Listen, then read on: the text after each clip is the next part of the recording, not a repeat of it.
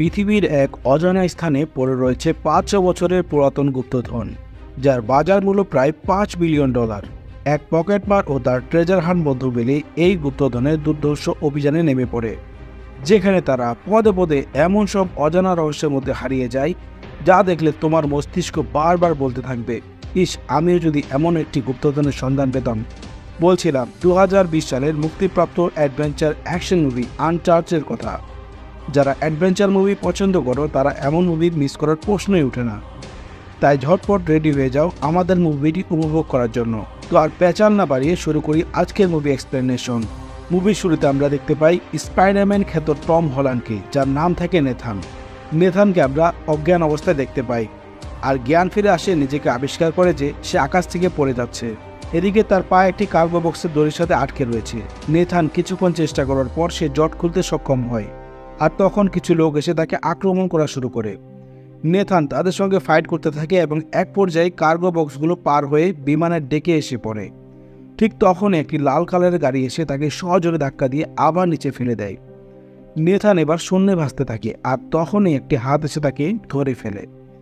এরপর মুভির সিন চলে যায় 15 বছর আগে, যেখানে আমরা দেখতে পাই অল্প বয়সী নেথান দেয়ালে ঝুলছে।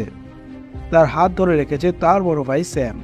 নেথান এবং স্যাম অনাথ ছিল এবং তারা অনাথ আশ্রমে বড় হয়েছিল। তখন দুই ভাইকে দেখা যায় তারা একটি মিউজিয়ামের ভিতরে প্রবেশ করছে ম্যাগালেন্স এক্সপেডিশন ম্যাপটি চুরি করার জন্য। তোমাদের বলে রাখি, এই ম্যাগালেন্স এক্সপেডিশন ম্যাপটি হলো এমন একটি ম্যাপ যেটা তৈরি করেছিল ফার্ডিনান্ড ম্যাগালেন্স।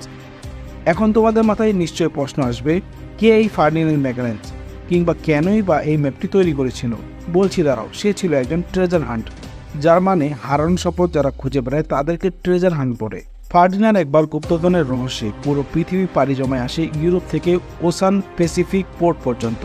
পুরো তন্ন তন্ন করে খুঁজে সে হারিয়ে যাওয়া স্বর্ণভর্তি জাহাজের জন্য। কিন্তু সেই অভিযান শেষ করার আগেই ফার্ডিনান্ড মারা যায়। কে রয়েছে, ফলে সেই স্বর্ণভর্তি জাহাজ এখনও পৃথিবীর এমন এক কোণে লুকিয়ে রয়েছে, সেটা কেউই জানে না। আর সেটাই আবিষ্কার করার জন্য স্যাম ও নেথান এই ম্যাপটি চুরি করার সিদ্ধান্ত নেয়। আসলে তার বাবাও একজন ট্রেজার হান্ট ছিল, তাই এই ধরনের গুপ্তধন সন্ধান করাটা তাদের রক্তের মধ্যে ছিল। যখন তারা একটি চুরি করতে যায় তখনই মিউজিয়ামের অ্যালার্ম বেজে ওঠে, আর তাদেরকে সবাই হাতে নাতে ধরে ফেলে। যেহেতু তারা অনেক ছোট ছিল তাই তাদেরকে আবার অনাথ আশ্রমে পাঠিয়ে দেওয়া হয়।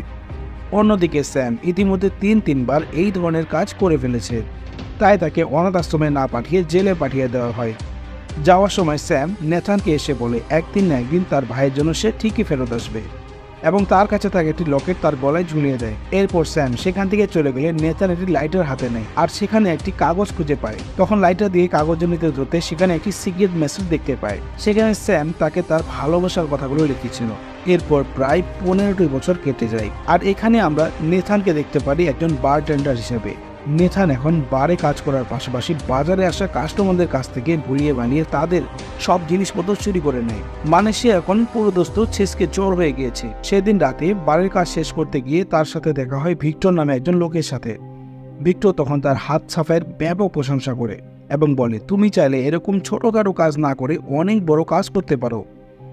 কিন্তু নেথান চুরির কথা অস্বীকার করে, আর এমন একটা ভাব দেখায় যে চুরি কি জিনিস সেটা সে জানেই না। নেথান তখন ভিক্টরকে বার থেকে চলে যেতে বলে। ভিক্টর তখন বার থেকে চলে যায়, আর কিছুক্ষণের মধ্যে আবিষ্কার করে তার পকেটে কিছুক্ষণ আগে চুরি করে যে ব্রেসলেটটি নিয়েছিল সেটি ভিক্টর চুরি করে নিয়ে গেছে। মানে চোরের উপরে সেই লেভেলের বাটপাড়ি। এছাড়াও তার পকেটে একটি নিজের কার্ড ঢুকিয়ে দেয়। এই কার্ডে থাকা অ্যাড্রেসে নেথান তখন যাওয়ার উদ্দেশ্যে রওনা হয়, কারণ এত দামি নেকলেস তাকে যে করে হোক ফেরত পেতে হবে। নেথান ভিক্টরের বাড়ি পৌঁছে অবাক হয়ে যায়, কারণ ভিক্টরের বাড়ির মধ্যে সেই ম্যাগালেন্স এক্সপেডিশনের ম্যাপটি টাঙানো ছিল। তার মানে ভিক্টর একজন ট্রেজার হান্ট। আসলে ভিক্টরি তাকে আগে থেকেই চিনত, তার সাথে তার বড় ভাই স্যামের পরিচয় ছিল, আর তারা দুজন মিলে ম্যাপ ধরে অনেক দূর পথ এগিয়েছিল। কিন্তু গত 2 বছর আগে স্যাম হঠাৎ করে নিখোঁজ হয়ে পড়ে, আর এরপর থেকেই তার সঙ্গে আর কোনো যোগাযোগ করা সম্ভব হয় না। এটা শুনে নেথান অনেকটা আশ্বস্ত হয়, আর তখন ভিক্টর নেথানকে অফার করে এই গুপ্তধন খোঁজার অভিযানে যোগদান করার জন্য। সেই সাথে ভিক্টর এটাও জানায় যে যদি গুপ্তধন তারা খুঁজে পায় তাহলে তার ভাইকে তারা খুঁজে পাবে। কিন্তু নেথান সে অফারটি রিজেক্ট করে দেয়, কারণ তার ভাইয়ের প্রতি তার অনেক অভিমান জমা ছিল।